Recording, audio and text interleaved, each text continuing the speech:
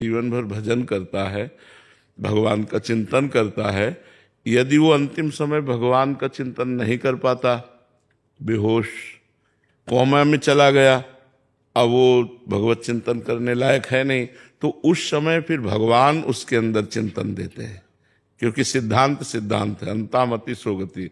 तो अब वो तो कामा में है, बेहोश है, अब उस समय उसके अंदर स्फुरित होगा राधा राधा, क्योंकि जीवन भर उसने भजन किया है। अब अंतिम फाइनल न बिगड़े तो उसके हृदय में भगवान स्वयं स्फुरित करते हैं, भगवान नाम या अपना रूप प्रकाशित करते हैं। या अंतिम समय किसी महात्मा की कृपा हो जाए, जैसे पूज्य राधा बाबा की कुटिया थी, तो सामने एक बूढ़ी माई आकर के सोहनी लगाती थी रोज। उठते बैठते कभी बाबा की दृष्टि चली जाती थी, तो कई वर्ष से वो सोहनी लगा रही थी नियम पूर्वक। फिर 2-3 दिन नहीं आई, तो बाबा ने पूछा कि वो माता जी जो आती थी वो नहीं है। ऐसा ना समझे कि संतों की दृष्टि नहीं रहती, बाबा कभी बोले नहीं, कुछ कहा नहीं, लेकिन दृष्टि में तो बोले माता जी ने, बोले महाराज वो तो बहुत बीमार 2-3 दिन से थी, हमें लगता है उनका शरीर पूरा हो जाएगा। बोले अरे शरीर पूरा हो जाएगा, चलो हमें ले चलो, कहाँ है माता जी। अब ले गए तो वो पड़ी ही थी बेहोश स्थिति में। तो ऐसे जाकर माथे पे हाथ रखा और कहा माता जी कुछ दिखाई दे रहा है? बोले हाँ, राधा माधव खड़े हुए हैं, मुस्कुरा रहे हैं और कह रहे हैं चलो हमारे साथ। बाबा उठे और चल दिए और माता जी का शरीर पूरा हो गया। तो किसी सिद्ध पुरुष की अंतिम समय कृपा हो जाए, भगवान की कृपा हो जाए कि कोई भक्त सानिध्य मिल जाए और उसे नाम कीर्तन, मान लो बेहोश है लेकिन उसके वातावरण में नाम कीर्तन शुरू हो गया, जहां शरीर बेहोश पड़ा है, तो उसको भगवत गति प्राप्त हो जाएगी। या जीवन भर भजन किया है, अंतिम समय भगवत स्मरण हो जाए या भगवान अंतिम समय स्मरण करवा दे, गति उसकी वही होगी जो जीवन भर भगवान का आश्रय लिया है या किसी संत का आश्रय लिया है। ऐसा नहीं कि पापाचरण कर रहा है। वो एक अजामिल उदाहरण में आए हैं, बकाया ऐसा प्रायः बहुत कम है कि कोई जीवन भर पापाचरण करता रहो, ऐसा संबंध से हो सकता है। तो यदि हमारा कोई संबंधी भागवतिक है और वो उस समय कृपा कर दे, हमें भागवतिक विधान मिला दे, या भगवान कृपा करके स्वयं ऐसा कोई संविधान कर दे अंदर हृदय में, या फिर जीवन भर भजन करता रहा है। पर खास बात जीवन भर भजन करने वाले की है कि जो जीवन भर भगवान का भजन करता रहा, अंतिम समय भगवान का स्मरण कर, वो भगवान का विशेष लाडला होगा। कल्याण हो जाना और भगवान का प्रेम प्राप्त होना, ये दोनों अलग बात है। तो कल्याण तो 2-3 गतियों से हो जाता है, जैसे किसी बहाने से भगवान नाम स्मरण हो जाना, या बेहोश स्थिति में आसपास भगवान नाम कीर्तन होना, चरणामृत पवा देना, रज लगा देना। कोई दया करके ऐसा, करुणा करके संत या कोई गृहस्थ भी ऐसा कर सकता है। मान लो कोई प्राणी मर रहा है, हम उसके मुख में चरणामृत डाल दिया, रज डाल दिया, रज लगा दिया, राधा सुना दिया, अब उसका कल्याण हो जाएगा। या अंतिम समय भगवान की कृपा से कोई संत भगवान कृपा कर दे, ये भगवान वैसे प्रेम और विशेष कृपा उसी पर करते जो जीवन भर भजन करता रहा, वो भगवान की फिर दिव्य लीला में सम्मिलित हो जाएगा। कल्याण होना एक अलग बात है, कल्याण तो इतने में भी हो जाएगा कि इन घटनाओं से। लेकिन अंतिम समय प्रायः जो जीवन भर भजन नहीं करते उनको ऐसा मांगलिक संयोग नहीं मिलता, ऐसा मंगलमय संयोग नहीं मिलता। पर कृपालु भगवान कब किस पर कृपा कर दे ये भी नहीं कहा जा सकता। भगवान कृपालु हैं, कब किस पर कृपा कर दे। को जीवन भर पापाचरण करता रहा और अंत में संत समागम हो जाए, अंत में भगवान का स्मरण आ जाए, घबरा कर भगवान को पुकार पड़े अंत में, तो बात बन जाएगी। तो फाइनल में तो जैसी मति होती वैसी ही गति होती है। अब मति भगवान की प्रेरणा, संत प्रेरणा, भक्त प्रेरणा, संयोग, इनके द्वारा बनती है या पूरे जीवन भर भजन करता रहा उनके द्वारा बनती है, इसका निर्णय भगवान ही कर सकते हैं। तमोगुण आवे चाहे रजोगुण आवे, वो पता चलता है कि अब तमोगुण आ गया, अब रजोगुण आ गया, अब सतोगुण है जो भजन करते हैं अच्छे से। पर उसका सबसे पहला लक्षण है कि हमारा एकतार भजन में, जिससे तमोगुण आया तो द्वेष का चिंतन होने लगेगा, क्रोध की वृत्तियां, हिंसा की वृत्तियां, मतलब गलत वृत्तियां। रजोगुण आया तो काम की वृत्तियां, ये सब भोगों की वृत्तियां आने लगेंगी।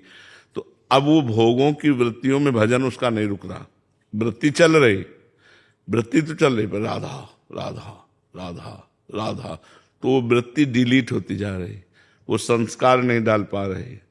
तो अब रजोगुण पर आप धीरे धीरे विजय प्राप्त करेंगे, क्योंकि रजोगुण भोग प्रवृत्तियां आ रही हैं और आपका भजन नहीं रुक रहा है। ऐसे तमोगुण की वृत्तियां आ रही पर आपका भजन नहीं रुक रहा है, सत्वगुण की वृत्तियां आ रही पर आपका भजन नहीं रुक रहा। एक तार भजन चल रहा है और गुण के प्रभाव से प्रभावित होकर कोई क्रिया नहीं कर रहे आप। जैसे जब तमोगुण होगा ना तो जरा सी बात में गुस्सा आ जाएगा, आपको नहीं आना है, क्योंकि पता है इस समय हमारे अंदर तमोगुण है, राधा राधा, और बहुत बनावटी ही सही, लेकिन हम बहुत मुस्कुराकर मृदु भाषण करें। रजोगुण भोग प्रवृत्तियां बढ़ रही, स्त्री आकर्षण, धन आकर्षण, पुरुष आकर्षण, दुनिया का आकर्षण हमको व्यक्त नहीं करना, राधा राधा राधा, और दूरी बना के रखना, तो हम रजोगुण पर विजय प्राप्त कर लिए। दया, करुणा, मिलना जुलना, ये सब सतोगुण की वृत्तियों में आती है। उसको भी अंदर से निर्ममो निरहंकारा सम दुखा सुखा समी, जो निर्मम होता है वो सतोगुण पर भी विजय प्राप्त कर लेता। कोई किसी से ममता नहीं, सब पर हमारी भावना है कि सबको सुख मिले, लेकिन ममता शरीर से किसी के नहीं, तो सतोगुण पर भी विजय प्राप्त कर लेता है। और भगवान का भजन छूटा तो गुण ने प्रभावित कर दिया और आप वैसी फिर क्रिया कर लेंगे। और भजन नहीं छूटा तो गुण तुम्हें प्रभावित नहीं कर पाएंगे, अपनी क्रियाओं में नहीं ले जा पाएंगे, अपना संस्कार नहीं बना पाएंगे। तभी तो कभी अच्छा भजन होता है, कभी भोगों की प्रवृत्ति होती है, कभी नाना प्रकार के राग द्वेष का चिंतन, क्रोध, हिंसा, आलस्य, तमोगुण, प्रमाद, आज नहीं करते भजन ऐसा, तो ये सब गुणों का प्रभाव प्रभावित कर रहा है। और एक तार हमारा भजन चल रहा है और ये गुण आते जाते रहते हैं, फिर धीरे धीरे शांत हो जाते हैं, फिर गुणों का प्रभाव अंतःकरण पर नहीं पड़ता, वो बिल्कुल भगवत स्वरूप में स्थित रहता है। पर अभ्यास के द्वारा ऐसा। और खान पान, अगर हमारा खान पान रजोगुणी है तो भजन एक तार नहीं चल पाएगा, तमोगुणी है तो नहीं एक तार चल पाएगा, सतोगुण वाला हमारे भजन में सहयोग करेगा। यदि सतोगुणी भोजन है तो हमारे भजन में सहयोग करेगा, लेकिन सतोगुण भी फंसाने वाला ही है माया में। मुक्त करने के लिए तीनों गुणों से ऊपर उठना पड़ता है। तो खूब नाम जब प्रधान पहचान, भगवत चिंतन न छूटने पावे। भगवत चिंतन छूटना तो मतलब फिर इन गुणों का प्रभाव हो जाएगा। यही डर ही डरप हरिवंश हित, जिनो भ्रवई गुण सलिल पर, जी नामन मंगल लोक तिहूं, सुहरिपद भज न विलंब कर। देर मत करो, जिनका नाम तीनों लोकों का मंगल करने वाला है उनका भजन करो, उनके चरणों का आश्रय लेकर। भजन छूटा तो गुण प्रवाह, जो गुण सलिल है, सलिल माने पानी, प्रवाह जो है वो आपको गिरा देगा। गुण का एक प्रवाह आता है, वो जिसे प्रवाह में काट करके तैरना बड़ा कठिन होता है, तो ऐसे गुणों के प्रवाह को काटने के लिए केवल नाम, भगवान का नाम, भगवान का आश्रय, वही गुण प्रवाह से पार कर पाएगा। तो भगवत भजन हमारा चल रहा है, तीनों गुणों का अपना प्रभाव आता जाता रहता, कोई फर्क नहीं पड़ता, धीरे धीरे आप विजय प्राप्त कर लेंगे। प्रधान दृष्टि भजन पे रखनी है, और जैसे हमारा भजन बने, वो खान पान, वो दृश्य, जैसे रजोगुण आया और मोबाइल में आप गलत बातें देखने लगे तो अब आप नष्ट हो जाओगे, गुण आपको नष्ट कर देगा।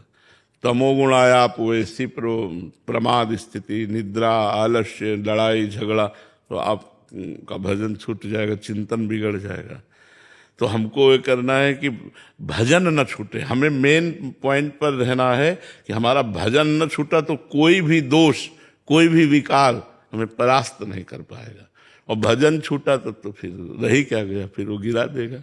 ठीक है ना। खान पान सत्वगुण होना चाहिए, हमारा देखना, सुनना, बोलना, पढ़ना, लिखना, ये सब सत्वगुण होना चाहिए, तभी हम आगे बढ़ेंगे। मन भटकेगा, क्यों भटकेगा? पूर्वाभ्यास।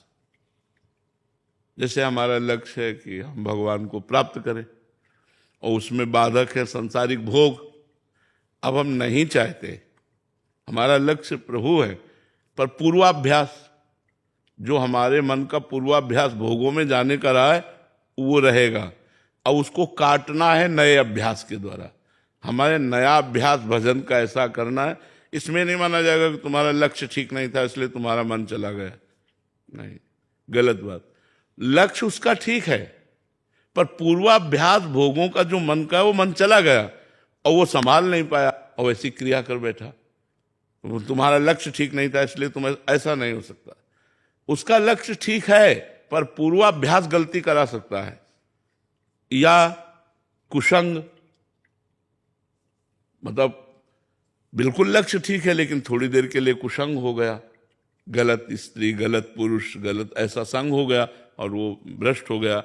तो खास बात है मन के पूर्वाभ्यास को नए अभ्यास के द्वारा काट करके हमें प्रभु में लगाना। और संसारिक लक्ष्य हो कोई कि मैं ये बनूंगा, मैं डॉक्टर बनूंगा, या मैं मतलब संसारिक दृष्टिकोण, ये तो साधक की दृष्टिकोण तो उसमें भी संयम की जरूरत है। भाई हमें कोई ऊंचाई प्राप्त करनी है तो हमें साधना करनी पड़ेगी। तो अगर सांसारिक पद भी चाहिए तो तपस्या करनी पड़ेगी, साधना करनी पड़ेगी। अगर आप ऊंचे पदों पे हैं तो पूर्व में आपने तपस्या की है, दान पुण्य किया है, उसके बल से आज हैं। आज करोगे तो आगे आपको प्राप्त होगा। बकाया संयम और पुण्य और संस्कार अपने अच्छे बनाने के लिए सबको तत्पर रहना चाहिए।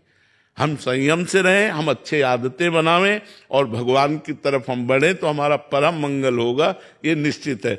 कोई ऐसा कि हम भ्रष्ट आचरण करें और हम उन्नति को प्राप्त तो हो सकता है कि आप भ्रष्ट आचरण कर रहे हो, आपके पुण्य है पीछे के जोरदार, तो आप आज उन्नति को प्राप्त होगे, लेकिन वो उन्नति टिकाऊ नहीं होगी, क्योंकि आपका जिस दिन वो पुण्य खर्चा हो जाएगा उस दिन आप बिल्कुल धम्म से गिर पड़ेंगे, नष्ट हो जाएंगे, किसी काम के नहीं। अगर हमको ऊंचाई पर टिके रहना है, ऊंचाई पर पहुंचना है, तो हमें पुण्य करना है, हमें तपस्या करनी है, हमें साधना करनी है। और भगवान तक पहुंचने के लिए तो दिव्य साधना करनी है, उसमें तो तनिक भी ढुलमुल नहीं, उसमें तो पूर्ण लक्ष्य।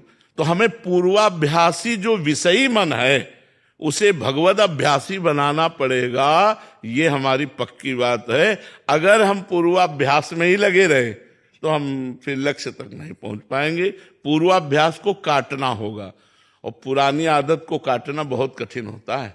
छोटी छोटी चीजें पूर्वाभ्यास अगर हमारा है तो हमको हरा देती है, हमको विवश कर देती है, फिर बड़े बड़े भोगों में आसक्ति। तो इसीलिए भगवान की प्राप्ति कठिन है कि पूर्वाभ्यासी मन हमको भोगों में लगा देता, हमको उसे काटना। साधना किस बात की है? इसी बात की है कि पूर्वाभ्यासी भोगी मन को योगी बनाना है। शरीर में योग चिन्ह धारण करने से योगी नहीं होता, मन को योगी बनाना है। जो मन विषयी है, भोगी है, उसे योगी बनाना है, भगवान से जोड़ना है। भगवान से जुड़ना ही तो योग है। चित्त वृत्ति को रोककर परमात्मा में लगाना ही योग है। तो इसलिए पूर्वाभ्यासी मन को भगवद अभ्यासी बनाना, और लक्ष्य दृढ़ है, पर पूर्वाभ्यास में अगर लग गए तो फिर भ्रष्ट हो जाओगे, ये बात है। डर अंदर से सुखद लगता है।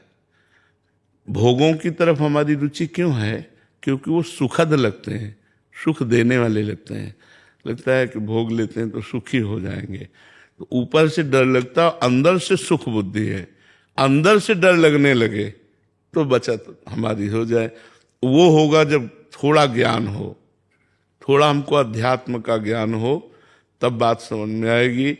ये भोग, आप तो बच्चे हो, बड़े बड़े साधकों को, बड़े बड़े अच्छे परमार्थियों को भी लुभायमान कर लेते हैं, मतलब ज्ञानियों को भी लुभायमान कर लेते हैं। आप तो अभी बालक ही हो। ज्ञानिनामपि चेतांसि देवी भगवती ही सा बलादा कृष्ण मोहाय महामाया प्रेक्षति। बड़े बड़े ज्ञानियों के चित्त को बलात् अपहरण करके मोह में डाल देना, ये महामाया की सामर्थ्य है। कुछ छोटी मोटी, पर यदि हम दैन्य भाव से भगवान का आश्रय लेकर नाम जप करते हुए चले तो हम बच सकते हैं। अगर हमें ज्ञान हो जाए तो फिर अच्छा नहीं लगता। भोगों में सुख नहीं है, सुखाकर्षण है, सुख नहीं। जैसे हम जो चिंतन में सोचते हैं ना कि यार ऐसे से ऐसा ऐसा खाएंगे, ऐसे से ऐसा, वो जब हम खा रहे होते हैं तो वो सुख नहीं मिलता। जब हम भोग रहे होते हैं तो वो सुख नहीं मिलता जो चिंतन में था। ध्यान से हमारी बात समझना, यह अध्यात्म है। जैसे हम किसी भोग का चिंतन कर रहे हैं तो उस समय जो मैं सुखानुभूति हो रही, जो एकदम लग रहा है अब मिले, और जब वो भोग मिला तो थोड़ी देर में मन उससे खिन्न हो जाता है, वो सुख नहीं रहता। इसका मतलब भोगाकर्षण में सुख है, भोगने में नहीं। अगर हमारा चिंतन न हो और फिर कोई भोग क्रिया हो तो देख लो सुख नहीं होगा। जैसे किसी को बोल दिया जाए कि आज तुम खूब विश्व के जो भोग चाहो भोग लो, कल 12 बजे तुम्हें फांसी दे दी जाएगी। अब हमें बताओ कौन सा भोग उसे सुख दे सकता है? क्योंकि उसका चिंतन हट गया, उसका चिंतन लग गया। अब बताओ, अब उसे कौन सा भोग सुख दे सकता है? सुंदर स्त्री, सुंदर भोग, सुंदर खान पान, वो कपड़ा, उसको किसी से कोई स्वाद नहीं मिलेगा। क्यों? क्योंकि चिंतन हट गया, चिंतन मृत्यु में लग गया कि कल 12 बजे तुम्हें फांसी दे दी जाएगी। तो जिसमें सुख है तो उसमें है, चाहे जिस परिस्थिति में है। परमात्मा में सुख है तो फांसी की सजा सुनने पर भी मुस्कुराहट होगी। जैसे श्री दाम नाम के एक भक्त थे, वो बड़े करुणाशील थे, भक्त में करुणा होती, दया होती। तो वो बादशाह के खजांची थे। तो जैसे कोई गया हो, महाराज मैं गरीब आदमी हूँ, बेटी का ब्याह है, तो खजाने से वो दे देते। यद्यप चाहिए कि राज आज्ञा लेकर खजाने से दें, पर राज आज्ञा चूंकि वो इतना दयावान करुणावान तो था नहीं कि सब गरीबों के लिए वो आज्ञा कर दे, तो इसलिए वो कर देते थे। धीरे से काजी को पता चला, जांच हुई तो बात पक्की मिली और उन्होंने स्वीकार किया कि हम बिना राज आज्ञा के खजाने से हम दे देते हैं, तो ये अपराध बनाना। तो उनको राजा ने, बादशाह ने फांसी की सजा सुनाई, तुम्हें फांसी दे दी। वो बड़े भक्त, भगवान का भजन करने वाले, बड़े करुणा में, मतलब वो राज आज्ञा में रहते थे लेकिन वो शांत थे। उनका चरित्र आया, श्री राम जी का चरित्र है।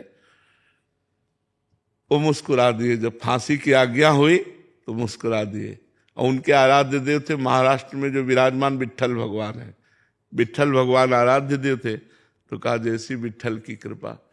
तो उनका तुम्हारी अंतिम इच्छा क्या है? तो उनका एक बार विट्ठल भगवान के सामने से मुझे निकलवा दो, मतलब एक बार आंख मिलवा दो। तो उनको बंधन में डाल करके और विट्ठल भगवान के सामने गए, कहा आप राजी हो? वो चल दे, आप राजी हो कि मुझे फांसी हो? तो हम राजी हैं। जोई जोई प्यारो करे सोई मोहि भाए। यदि प्यारे तुम्हें ऐसा लगता है कि अब मेरा शरीर अंत हो फांसी के द्वारा, तो कोई बात। इधर भगवान पहुंचे बादशाह के पास, 15-16 वर्ष की अवस्था। भगवान तो कितना भी, आग को कितना भी छुपा, छुपते थोड़ी, कमल नयन, और मुस्कुरा करके सलाम किया, क्योंकि वो पहली बात तो रूप ही देख करके उसका होश उड़ गया। उन्होंने कहा सुनो, हमारे मालिक को तुमने फांसी की सजा सुनाई है खजाने के कारण, और ऐसे पीतांबर से छोड़े वो हीरे। बोले हीरे रत्न ऐसे हैं कि तेरा खजाना कुछ नहीं है। और देखा कि वो बड़े कीमती, ये ले और तुरंत मेरे आदेश कर मेरे मालिक को छोड़ा जाए। बोले मालिक? बोले श्री राम मेरा मालिक है, मैं उनका नौकर हूं भगवान। तो बोले श्री राम ने तो कभी बताया नहीं, बोले इतने गुप्त है कि पूछो मत, हमने मना किया कि तुम्हारी नौकरी ना करे। तुम्हारे पास ऐसे खजाने में है ही नहीं रत्न और हीरे जैसे हमारे मालिक के पास है। अब वो तुरंत आदेश करने में लगा, जाओ तुरंत उनको रोको। वो बद स्थान की तरफ ले गए, कहीं उनको फांसी न दे दी जाए। तो घुड़सवार दौड़े, उनको रोक। इतने में भगवान अंतर ध्यान होगा। अब वो पागल बादशाह कहाँ गया हो, कहाँ गया? श्री राम को बादशाह हाथ जोड़कर बोले एक बार अपने नौकर की दर्शन करा दो, दीदार करा दो। बोले हमारे को नौकर, हम तो आपका नौकर है। बोले नहीं, उसका नाम बिट्ठू था, बिट्ठू बोला था, और वो इतनी अवस्था का लगभग था, और ये हीरे देकर। तो उनके आंखों में आंसू आ गए।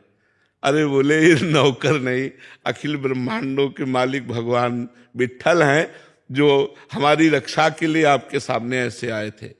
तो अगर भगवान से संबंध है तो किसी भी स्थिति में मन विचलित नहीं होगा।